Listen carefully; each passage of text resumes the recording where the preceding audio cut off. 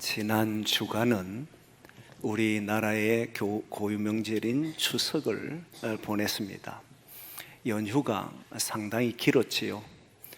그러다 보니 사람들은 다시 이런 연휴가 언제 있을까 해서 이제 조사를 하는 사람도 있더라고요. 이런 연휴가 그만큼 이제 앞으로 있을 날이 언제인지를 잘 모르니까 그만큼 시간이 길었다 이 말이겠지요. 그러나 이 연휴 동안 저는 감사한 것은 여러분들의 얼굴을 건강한 모습으로 다시 뵐 수 있게 돼서 너무 감사한 겁니다. 연휴 잘 보내셨은 줄 믿습니다. 그리고 가정과 삶에 주님의 은혜와 평강이 늘 함께하기를 소망합니다. 저희 교회가 72주년이 되었고 지난주가 창립 72주년 기념주일이었습니다. 그리고 이 한 달 동안 우리 교회는 창립 72주년 기념달로 해서 한 달 내내 주님의 은혜를 나누려고 합니다. 그 가운데 주의 말씀을 가지고는 교회, 세상에 없던 용어인 이 교회가 세상과 다른 것이 무엇인지, 교회를 통해서 우리는 어떤 것을 배워야 하는지를 말씀을 나누려고 한다고 말씀을 했습니다. 교회는 주님의 말씀을 전하는 곳이고 가르치는 것이고, 이 말은 곧 주님의 방법을 배우는 것을 말합니다. 사람은 세상에 태어나면 세상에서 살아가는 방법들을 배웁니다. 하지만 하나님의 백성인 우리는 하나님이 주시는 말씀을 통해서 하나님의 방법을 배워야 합니다. 거기에서 구원이 있고 거기에서 하나님의 능력이 나타나기 때문입니다. 그래서 이번 3주 동안에는 교회를 통해서 주시는 그 하나님의 놀라운 은총, 교회가 세상의 가르침과 무엇이 다른가 하는 측면에서 말씀을 나누는데, 오늘은 제목을 우리의 시민권이라고 하는 제목입니다. 여러분, 시민권이라고 하는 것은 당시에는 어마어마한 권리였습니다. 로마 시민이라고 했을 때는 로마 시민이라고는 그 로마 지역에 사는 사람들을 보고 말하는 것이 아니라 세계를 정복한 로마에 의해서 시민권이 부여받게 되면 그 권리와 그리고 그들이 가지고 있는 힘은 엄청난 것입니다. 법적인 어떤 보호를 받습니다. 어느 지역에 있든지 법적인 보호를 받습니다. 그는 재판이 없이, 공식적인 재판이 없이 어떤 구타도, 어떤 채찍질도, 어떤 구금도 할 수가 없습니다. 그 정도로 법적 지위가 보장된 것이 로마 시민권입니다. 또한 재산권도 보장되고 결혼권, 그리고 군대에 들어갈 수 있는 것도 보장이 됩니다. 군대 들어가는 것은 요즘 젊은이들은 잘 안 가려고 하잖아요. 근데 당시에 군에 들어가는 것은 로마인들만, 로마 시민권을 가진 사람들만 들어갈 수 있었고, 퇴역하게 되면 그는 모든 어떤 그 퇴역하는 사람들에게 토지뿐만 아니라 많은 명예가 주어졌습니다. 로마 시민권을 가지고 있느냐 없느냐에 따라 그 사람의 명예가 달라졌던 것이 그 시대의 모습입니다. 그런데 오늘 본문에 사도 요한이 우리의 시민권은 하늘에 있다라고 하는 표현을 씁니다. 그러면 저는 당연히 바울이 로마 시민권을 가졌던 바울이기에 하늘의 시민권을 가진 우리는 그 시민권이 어떤 권리가 있는지에 대해서 말씀하시는 줄 알았습니다. 그런데 오늘 본문을 보면 그런 내용은 나오지를 않습니다. 그냥 우리의 시민권은 하늘에 있다라고 하는 정도로 말씀합니다. 왜 이 말씀이 나왔는지를 오늘 본문을 통해서 보면서 과연 우리 주님이 가르치는 삶의 방식이 무엇인가, 교회를 통해서 전해주시는 방식이 무엇인가를 깨달으려고 합니다. 오늘 본문에는 여러 가지 흥미로운 말씀들이 있습니다. 그 중에 보니까 주님께서 바울이 편지를 보내는데 빌립보에 사는 모든 성도와 감독과 집사들에게 편지를 썼습니다. 근데 이 편지를 보내면서 나는 여러 번 말하였다라고 하는 말을 해요. 그런데 오늘 또 지금도 눈물을 흘리며 전한다, 말한다, 이 표현을 씁니다. 여러분, 편지를 누구한테 보낼 때 정말 눈물을 흘리며 편지를 보낸 경우는 애통하는 마음이나 그냥 안타까운 정도가 아니라 그 안타까움을 넘어서서 뭔가에 대한 간절한 마음이 넘쳤을 때 일어나는 모습이거든요. 눈물을 흘리면서 편지 쓰는 경우는 잘 없습니다.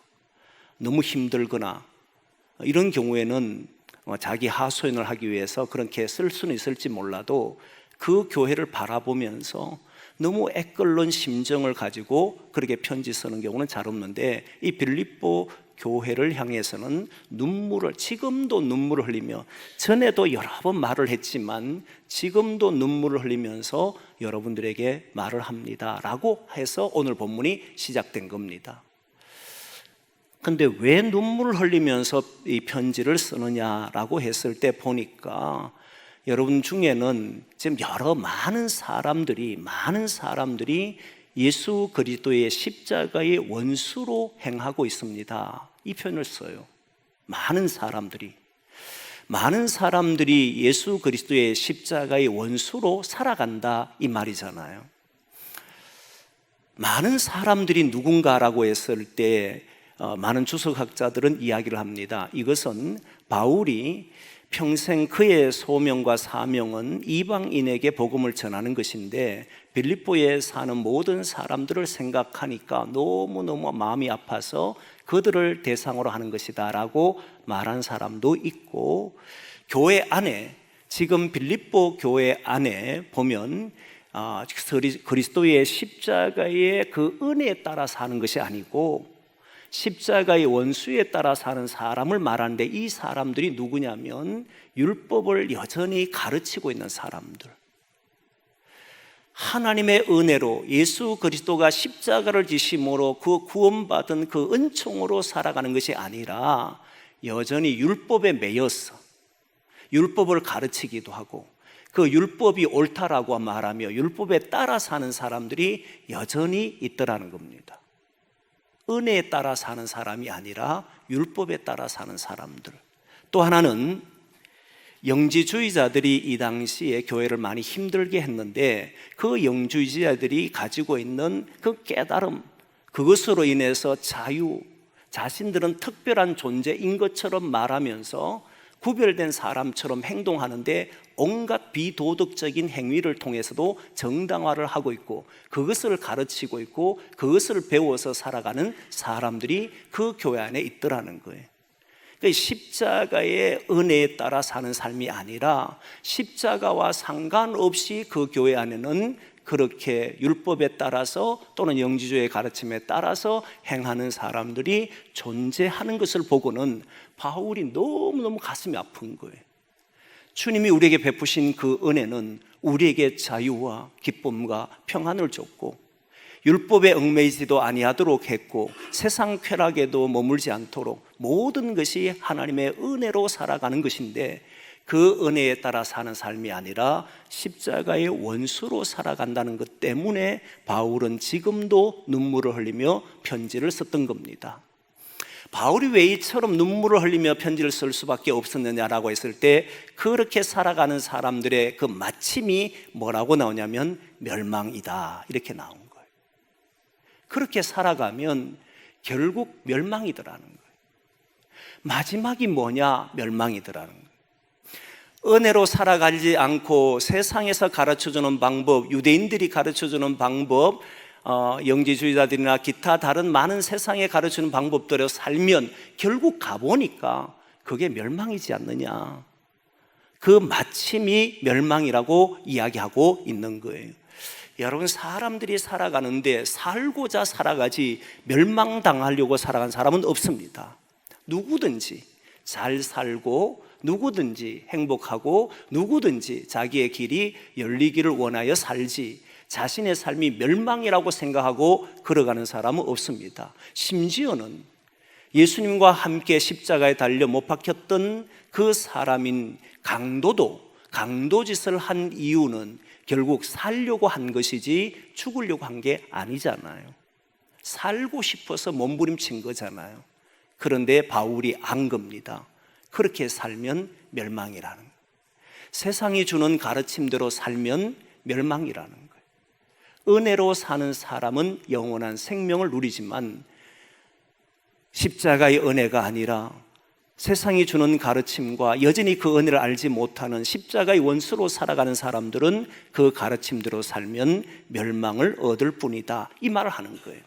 그러면 멸망케 하는 그 이유, 멸망을 당할 수밖에 없는 세상에 가르치는 것은 무엇인가 라고 봤을 때 오늘 바울은 세 가지를 이야기합니다. 아주 흥미롭습니다. 그 세 가지가, 첫 번째가 그들의 신은 배다, 이런 표현을 썼어요. 배라고 하는 것은 신체의 일부인 우리 배를 말하는 겁니다. 이 배를 말하는 건데, 여러분 살아오면서 여러분 이 배가 여러분들의 신이라고 말한 적이 있을까요? 없습니다. 세상 사람들도 신을 섬기는데 배를 신이라고 생각한 사람이 없습니다. 그런데 바울은 아주 흥미롭게 너희들의 신은, 그들의 신은 배다, 멸망을 하는 사람들의 신은 배라고 이야기합니다. 이때 배는 다른 어떤 것이 아니라 인간이 가지고 있는 욕망을 말하는 겁니다. 욕망의 지배를 받고 있는 삶, 배를 채우기 위해서 살아가는 삶, 뭔가가 채워지지 않으면 견딜 수가 없어서 그것이 우리의 신처럼 이것을 채우기 위해서 우리를 지배하고 있는 그런 것으로서 표현 썼던 말이 그들의 배는 신이다, 그들의 신은 배다, 이런 표현을 썼던 거예요. 다시 말하면 자기 만족을 위해서 하는 모든 행위들을 말하는 겁니다. 인간은 자기를 떠나서 살아갈 수가 없습니다. 자기 만족을 위해서 살아갑니다. 자기 만족이 되지 않으면 견디지를 못합니다. 그 만족해 하려고 온갖 행위를 합니다. 그런데 자기 만족을 위해 살아가는 사람의 결과는 멸망이더라는 거예요. 여러분 과연 그런가요? 사람이 살아가기 위해서, 내가 살기 위해서 몸부림치는 것이 왜 멸망이 됩니까? 내가 살기 위해서 몸부림쳐야 되는 것 아닙니까? 내가 땀 흘려 수고해서 내가 잘 살기 위해서 애쓰는 것이 왜 바울은 그것이 멸망이라고 그러고 그것이 바로 여러분들의 신이라고 말합니까? 여러분 십자가의 은혜는, 우리 하나님은 예수 그리스도를, 독생자 예수 그리스도를 이 땅에 보내실 때 자신의 만족을 위해 보낸 게 아니었습니다. 우리의 만족, 우리의 구원, 다른 이들의 구원을 위해서 십자가를 지셨어요. 십자가의 은혜가 무엇이냐면 우리의 힘으로 우리를 위해 사는 것이 아니라 주님의 은총으로 우리는 살아간다, 주님의 은혜로 우리는 살아간다라고 하는 사실을 바울은 깨달았던 겁니다. 바울은 철저하게 깨달았습니다. 바울은 다메섹으로 가던 도중에, 그때 예수 믿는 사람을 잡으러 가던 그때에 다메섹 도상에서 예수님을 만납니다. 부활하신 예수님을 만나고 그때 깨달은 것이 뭐냐면 자신은 율법으로 철저하게 지켰던 사람이고 율법으로 흠이 없는 사람이라고 할 정도였습니다. 그는 이렇게 생각했습니다. 하나님을 기쁘시게 하는 것은 율법을 잘 지키는 것이다. 내가 율법을 잘 지켜야 하나님을 기쁘시게 하는 것이다. 율법을 지키기 위해서는 그러지 않는 사람들을 처단하는 것이, 정죄하는 것이, 심판하는 것이 하나님에게 옳은 행위다라고 그렇게 믿고 살았습니다. 그런데 예수님을 만나고 난 이후에 그가 깨달은 것은 결국 이것도 자기 만족이구나. 율법을 지키려고 하는 것도 내가 만족하기 위해서 하는 것이구나. 주님께서는 인류를 구원하시기 위하여서 이 땅에 찾아오셨고 모든 사람들, 모든 피조물을 구원하시기 위해서 하늘 보좌를 버리셨는데 나는 내 만족을 위해서 하나님을 기쁘게 한다는 말로 포장해서 결국 자기 만족을 위해서 살아왔던 것이구나. 이것은 결국 모두에게 멸망을 주는 것이구나, 이 사실을 알았던 거예요. 모든 사람이 자기를 위해 살아가면서 타인을 위해 산다라고 말하고 분노하고 많은 문제를 일으키면서도 끝내 가정과 자녀를 위해 산다라고 말합니다. 교회를 위해서 말합니다. 그런데 여러분 놀랍게도 그 속에 깊이 보면 자기 만족을 위해 살려라는 겁니다.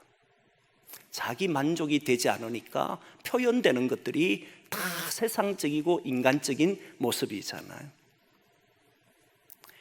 바울은 자신이 얼마나 하나님 앞에 떨어져 살았는지 예수 그리스도를 통해서 깨달았던 겁니다. 자기 만족을 위해서 행해 왔구나. 은혜로 살아가는 사람들의 특징이 뭐냐? 교회가 주님의 말씀대로 살아간다는 것은 은혜로 살아간다는 말인데, 은혜로 살아간다는 말이 무엇이냐라고 했을 때, 주님께서 십자가 지신 것처럼 나를 위해, 나의 만족을 위해 욕심이, 욕망이 나를 지배하는 것이 아니라 주님이 지신 그 십자가의 은혜가 나를 지배하고 나는 주님의 은혜로만 살아갑니다. 그리고 주께서 걸어가신 그 십자가의 길을 따라 걷는 사람들이 바로 은혜 안에 사는 사람이라는 사실을 깨달았던 거예요. 타인의 구원을 위해서, 타인의 생명을 위해서, 만물의 생명을 위해서 그의 걸음이 옮겨질 때 그건 내 힘으로 되는 것이 아니라 주님의 은혜로만 되는 것입니다. 그래서 나의 나 된 것은 오직 주님의 은혜입니다라고 고백했던 거예요. 자기 만족을 위해 살아가는 삶이 결국은 파멸이라는 사실을 바울은 뼈저리게 느꼈던 사람입니다. 그리고 바울은 또한 아주 흥미로운 이야기를 합니다. 그의 영광은 부끄러움이다. 여러분, 그의 영광이 부끄러움이다. 이 표현, 영광이란 이 단어가요, 화려하고 아름답고 뭔가 좋은 거잖아요. 근데 여기서 말한 이 영광은 업적을 말하는 겁니다. 사람이 노력하고 수고해서 얻은 열매가 있고 결과물이 있으면 그것이 자기의 업적이 되잖아요. 이 업적은 어떤 것을 낳느냐면 사람들에게 칭찬을 받고, 그리고 사람들이 존경하고 사람들이 그를 따르게 될 때, 야, 그렇게 사는 것 보니까, 그래, 칭찬과 존경과 신뢰를 받는 것 보니까 그게 너의 영광이다, 이런 표현을 쓴 거예요. 그 결과물이에요. 그러면 이게 어마어마하게 좋은 거지 않습니까? 내가 수고한 것, 노력한 것, 땀 흘려 애를 써 벌어들인 모든 것들이 사람들의 칭찬을 받아요. 사람들에게 미움받는 게 아닙니다. 칭찬을 받고 존경을 받아요. 그런데 바울은 이것이 부끄러움이다라는 표현으로 연결해 버렸어요. 너희들의 영광은 부끄러움이다. 여러분, 부끄럽다는 말은 그가 아무리 좋은 업적을 남겼다 할지라도 좋지 않는 방법으로, 잘못된 방법으로 그 열매를 얻었을 때 사람들은 뒤에서 부끄러워하고 비난합니다. 그가 아무리 좋은 것을 가졌다 해도 과정 자체가 잘못되어 있으면 사람들은 그것을 인정하지 않습니다. 그런데 오늘 영광이라고 하는 이 말은 존경과 신뢰와 칭찬을 받는 영광입니다. 그런데 바울은 그것이 부끄럽다라고 말합니다. 이유가 무엇이냐면 결국은 하나님의 뜻에 맞지 않는 삶이었다, 이 말이에요. 이때도 여전히 똑같습니다. 구조가 똑같습니다. 세상에서 가르치는 구조가 똑같은 구조를 드러냅니다. 결국은 이 영광은 자기의 면류관이요, 자기의 만족이었던 겁니다. 세상에서 결과물은 누군가를 희생시키고 자신을 통해서 많은 사람들을 아프게 하고 얻는 것, 자기를 위해서 살아가는 것, 이것 이상 나오기가 어렵습니다. 그렇기 때문에 그 결과는 하나님의 뜻과는 다른 행위를 낳았던 겁니다. 그래서 바울은 하나님의 뜻에 따르지 않고 하나님의 은혜로운 행동에 따르지 않는 모든 삶은 부끄러운 것일 뿐이다. 왜? 그것이 멸망으로 끝나기 때문이에요. 조금 전에 이야기했습니다. 강도는 강도짓을 통해서 살려고 했습니다. 그런데 그 강도짓을 통해서 자기도 살고 그리고 많은 부자가 됐을는지는 모릅니다. 그리고 주변의 사람들에게도 어떻게 보이는지 모릅니다. 그러나 하나님의 뜻과는 완전히 다른 삶을 살았습니다. 화려했을 수도 있습니다. 그러나 그의 삶은 하나님이 인정하지 않는 삶이었다는 거예요. 결국 이 땅에서 자신의 영광을 위해 사는 모든 행위가 하나님 앞에서는 부끄러운 것이 될 수밖에 없다는 거예요. 그래서 성도들은 하나님의 은혜로 살아가는 삶을 살아야 한다는 거예요. 우리의 삶의 방식은 하나님의 은혜라는 거예요. 하나님의 은혜의 방식은 나의 어떤 것을 위해서, 내 결과물을 이루기 위해서, 내 만족을 이루기 위해서 하는 그런 행위가 아니라 내가 때로는 고난을 당하고 아픔을 당하고 십자가 지는 같은 고통을 당할지라도 그들의 생명을 위해서 말하고 행동할 때 그것이 바로 하나님 앞에서는 영광스러운 결과물이 되더라는 거예요. 세상에서 노력하여 얻는 모든 것들은, 세상적인 방법으로 행하여 얻는 모든 것들은 결국 세상 방식은 결국은 멸망이기 때문에 마침내 부끄러움이 될 뿐이다, 이렇게 이야기하는 거예요. 사랑하는 성도 여러분, 우리는 주님의 뜻을 위해서 걸어가는 성도인 줄 믿습니다. 교회는 다른 어떤 것을 하는 것이 아닙니다. 주님의 은혜로 모인 곳이요, 주님의 부르심으로 세워진 곳이기에 우리는 우리가 어떤 결과물을 내기 위해서 인간적인 세상적인 방법을 동원하는 것이 아니라 주님의 뜻인 주님의 나라 이루어지도록 우리 교회는 생명이 살아나는 일에 우리의 마음과 뜻이 있기를 소망합니다. 그때 그 결과는 주님 앞에서 영광스러운 결과가 될 줄 믿습니다. 그런 교회로 계속 이어져 가야 돼요. 부흥, 성장, 한국교회가 많은 교인들이 모였지만 세상 사람들의 비난을 받습니다. 조롱을 받습니다. 이유가 뭐냐면 교회가 주님의 뜻을 가지고 십자가를 지지를 않아요. 구원하는 일에, 생명 살리는 일에, 우리가 손해보더라도 그런 일에 그 일을 감당하는 것이 교회인데 그러질 않아요. 저와 여러분 있는 우리 교회는 이제 72주년 된 교회로서 계속 대대로 이어져 갈 때 이곳에서 많은 생명이 살아나는 교회로 그렇게 세워져 가기를 소망합니다. 그런 교회가 되어야 한다는 거예요. 바울이 멸망이라고 하는 이유 세 번째는 땅의 일을 생각하는지라라고 하는 말씀이 나옵니다. 땅의 일을 생각한다는 이 말이, 이 말씀 뒤에 바로 나온 것이 우리의 시민권은 하늘에 있다라고 하는 표현으로 연결돼 나옵니다. 이때 하늘과 땅이라는 개념이 우리가 보는 저 하늘, 우리가 사는 이 땅, 이런 개념이 아닙니다. 바울은 굉장히 이분법적으로 말을 많이 합니다. 그런데 이분법적으로 말을 하더라도 그게 분리됐다는 말을 하고 싶은 게 아니에요. 빛과 어둠, 생명과 죽음, 그리고 은혜와 율법, 이런 모든 것들로 이렇게 나눕니다. 영과 육, 성령의 일과 육신의 일, 성령의 생각과 육신의 생각, 이렇게 자꾸 나눕니다. 나누는 것은 이걸 이분하시려고 하는 것이 아니고 전혀 다른 삶이 있다는 겁니다. 전적으로 질적으로 다른 것이 있다는 거예요. 오늘도 여기에는 시민권이라 사용했던 이 시민권은 바로 하늘에 있는 시민권을 이야기하는데, 이 시민권은 전혀 다른 삶을 살아가는 것이 바로 우리들이 가지고 있는 시민권이다라고 말하는 거예요. 하늘의 시민권을 가진 사람은 이런 걸 가지고 있습니다, 저런 걸 가지고 있습니다 라고 말하는 것이 아니라 이 세상에 가르치는 방법과 전혀 다른 가르침을 가지고 살아가는 사람들입니다. 그게 뭐냐라고 했을 때 땅의 생각을 하는 것이 아니라 거기로부터 오는 생각을 한다는 거예요. 그래서 오늘 본문에 시민권은 하늘에 있다라고 말하면서 거기로부터 라고 하는 말을 씁니다. 거기로부터 구원하는 자 곧 주 예수 그리스도를 기다리노니, 거기로부터 오는 것을 기다린 사람이 하늘의 시민권을 가진 사람이라는 거예요. 땅에서 오는 것을 우리가 살아가는 사람이 아니라 하늘에서부터 오는 것을 기다리는 사람이 우리의 삶이라는 거예요. 이 삶이 무엇이냐면, 여러분, 사람은 처음에 이야기합니다. 모든 신은 자기 배다라고 이야기했습니다. 그리고 그들의 영광은 부끄러움이라고 얘기했습니다. 그들이 살아가는 모든 삶의 방식은 오늘이라는 거예요. 내가 배고프면 못 사는 거예요. 문제가 해결되지 않으면 근심과 걱정 속에서 벗어나지를 못하는 거예요. 그런데 성도는, 주의 백성들은, 주님의 가르침을 받고 살아가는 사람들은 이제 우리의 모든 것은 거기로부터 온다는 거예요.